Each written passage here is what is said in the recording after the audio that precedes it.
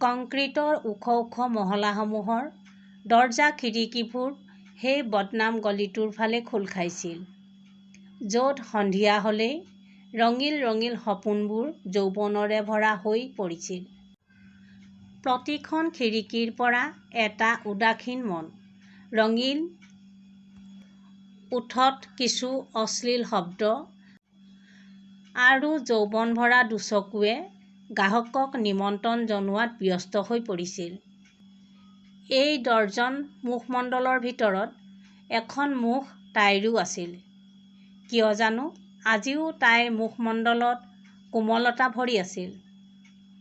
সকলো বান্ধৱীয়ে তাইক আকৰি পোৱালি বুলি জোকাৰিছিল।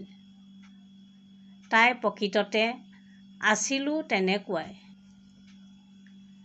যি বজাৰত লোকে কাৰো চেহেৰাই মনত নাৰাখে, সেই বজাৰত আকৌ নিজৰ গ্ৰাহকসকলৰ প্ৰতি তাই যথেষ্ট দায়িত্বশীল আছিল। তাত প্ৰেম বিচাৰি ফুৰিছিল আৰু সেয়েহে বহুবাৰ তাই নিজৰ গ্ৰাহকক সেই সকলোবোৰ কৰিবলৈ সুবিধা দিছিল, যিবোৰৰ বাবে তাইৰ বহুত কষ্টও হৈছিল। কিন্তু বেছিভাগ তাইৰ ভঙা হৃদয় আৰু অধিক টুকুৰা হৈ ভাগ হৈয়ে পৰিছিল, কাৰণ সকলো গ্ৰাহকে তাইৰ মৰম আৰু আৱেগতকৈ তেওঁলোকৰ মান-সন্মানৰ কথা চিন্তা কৰিছিল। গোটেই নিশা যাৰ মুখৰ পৰা মোৰ জান, মোৰ ৰাজকুমাৰী দৰে শব্দ উলিয়াইছিল আৰু পোহৰ হোৱাৰ লগে লগে পইচাকেইটা খৰধৰকৈ হাতত দি এক অচিনাকি লোক হৈ পৰিছিল, যাৰ মনত তাইৰ ভাৱনাৰ কোনো মূল্য নাছিল। বেছিভাগ গ্ৰাহকে যোৱাৰ সময়ত তাইক গতা মাৰি গালি-শপনি পাৰিহে গৈছিল আৰু তাই থৰ লাগি ৰৈছিল, যেনে এয়া প্ৰথমবাৰলৈ হৈছিল। পলিথিনৰ পেকেটত সোমাই থকা কমদামী মাড আৰু আধা জ্বলা চিগাৰেট গোন্ধই তাইক সৰু কোঠালিটোত দিনত বৰ অশান্তি পাইছিল। কিন্তু সন্ধ্যা হোৱাৰ লগে লগে তাই অধীৰ হৈ উঠিছিল, নিজৰ কোনো প্ৰেমীৰ বুকুত নিজৰ মূৰ গুজি দুষাৰ মিঠা কথা ক'বলৈ আৰু শুনিবলৈ। এই অন্তৰংগ সময়কণৰ বাস্তৱিকতাৰ ৰূপক তাই ভালদৰে বুজিছিল আৰু এয়াও জানিছিল যে পুৱা হোৱাৰ লগে লগেই সেই একেটাই হ'ব, য'ত নেকি তাইৰ কোনো আৱেগ অনুভূতি মষিমূৰ হৈ পৰিব। তথাপিতো তাইৰ প্ৰেমৰ সমৰ্থন আছিল যে নতুন নতুন গ্ৰাহকক প্ৰেমিক বুলি নিজকে সমৰ্পিত কৰি দিছিল।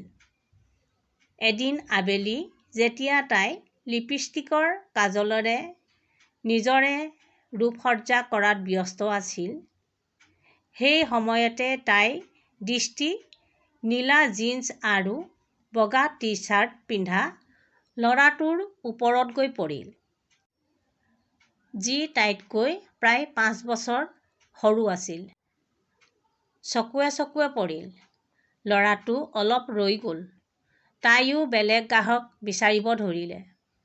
কিন্তু সেই পল দুয়োৰে অন্তৰত সোমাই পৰিছিল।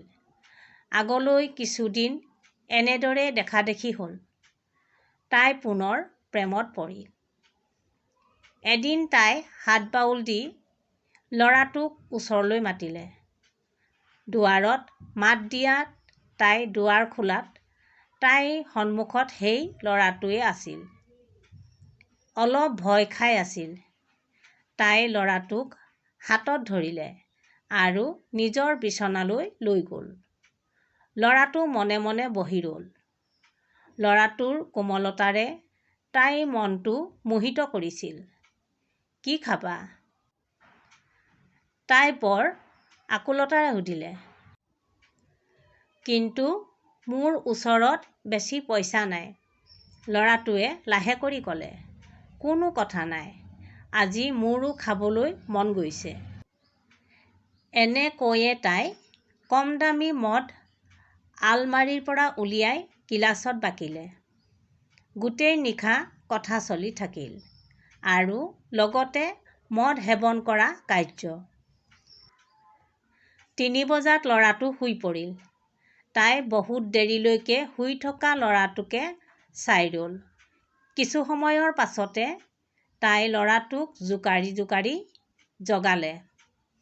কি হ'ল, শুবলৈ দিয়া এতিয়া। ল'ৰাটোৰ মাতত অন্য এক আত্মীয়তাৰ ভাৱ আছিল। তাই থৰ লাগিল। নিজৰ উশাহকে বুকুতে খুন্দা মৰাৰ দৰে শুনিলে। বৰ আত্মীয়তাৰে ল'ৰাটোৰ মূৰত হাত বুলাই লৈ তাই ক'লে, উঠক বাবু, পোহৰ হ'ল। ইয়াৰ পৰা যাব কিদৰে? তাই এতিয়া ল'ৰাটোলৈ চিন্তা হ'বলৈ ধৰিছিল। এনেদৰে বহুত দিন পাৰ হৈ গ'ল। ল'ৰাটো প্ৰায়ে তাইৰ ওচৰলৈ আহিছিল। কেতিয়াবা সৰু উপহাৰ লৈ, কেতিয়াবা মদৰ বটল লৈ, কেতিয়াবা খাৰু ফুট লৈ। তাই যেন নিজৰ প্ৰেমিকক পাই গৈছিল। এদিন ল'ৰাটো আহিল সম্পূৰ্ণ নিচাত। তাই আগত আঁঠুকাঢ়ি কান্দিবলৈ ধৰিলে। তাই ভয় খালে আৰু ল'ৰাটোক সাৱটি লৈ কন্দাৰ কাৰণ সুধিলে। কিছুদিনৰ পৰা ঘৰত মোৰ বিয়াৰ কথা চলিছে। এতিয়া ঘৰৰ লোকে নামানিব আৰু। এই কথাক লৈ ইমান চিন্তা কৰিবলগীয়া কি কথা আছে? এয়াই হ'ব কেতিয়াবা নহয় কেতিয়াবা, তাই ল'ৰাটোক বহাই লৈ ক'লে। ল'ৰাটোৱে তাই হাতত খামুচি ধৰি ক'লে, মই তোমাক ভাল পাওঁ আৰু তোমাকে বিয়া কৰাব বিচাৰোঁ। তাই পুতলাৰ দৰে থৰ লাগিল। একো গালি নিদিয়াকৈ, একো নোকোৱাকৈ। তুমি জানানে মই কি হয়? এনে হ'ব নোৱাৰে। ল'ৰাটোৱে মাথো তাইলৈ চাই ৰ'ল।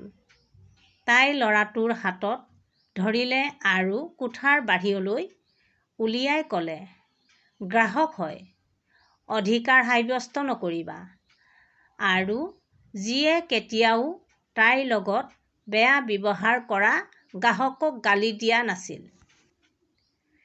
সেইদিনা তাই সেই ল'ৰাটোক সকলোবোৰ ক'লে, যি তাইৰ মনলৈ আহিল।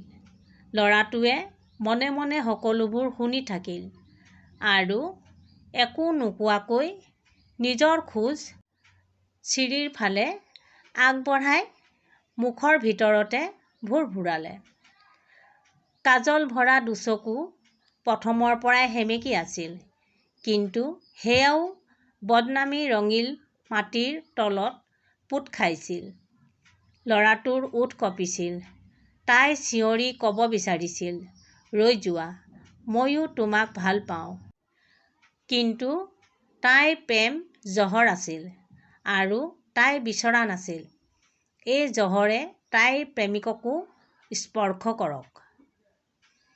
পাছদিনা পুৱা ল'ৰাটোৱে বাতৰি কাকতত এজনী ছোৱালীৰ মৃতদেহ দেখা পালে, যি নদীৰ বুকুৰ পৰা উলিওৱা হৈছিল আৰু সেই মৃতদেহৰ আঁচলত এখন চিঠি বান্ধি থোৱা পাইছিল, য'ত লিখা আছিল, মোৰ প্ৰিয়, কেতিয়াবা তুমি নিশ্চয় বুজিবা যে মই এনে কিয় কৰিলোঁ। তোমাৰ মৰম মোৰ জীৱনৰ আটাইতকৈ সুন্দৰ অনুভৱ আৰু আজি মই তোমাক মোৰ এই জীৱন অৰ্পণ কৰিলোঁ। পাৰিলে নিজৰ কলংকিনী ৰাধাক ক্ষমা কৰি দিবা, মোৰ শ্যাম। 5 বছৰৰ পাছত ল'ৰাটোৰ চোতালত এজনী সৰু ছোৱালীয়ে ঘৰ ঘৰ উমলি আছিল। সেই সময়তে ছোৱালীজনী তাৰ ফালে আহিল আৰু ক'লে, মোক বিয়া কৰাবানে পাপা? ল'ৰাটোৱে ছোৱালীজনীক কোলাত ল'লে আৰু বৰ আকুলতাৰে ক'লে, মোৰ ৰাধাৰাণী, মই সদায়ে তোমাৰেই হয়। ভালপোৱা সদায়ে জীৱিত থাকে।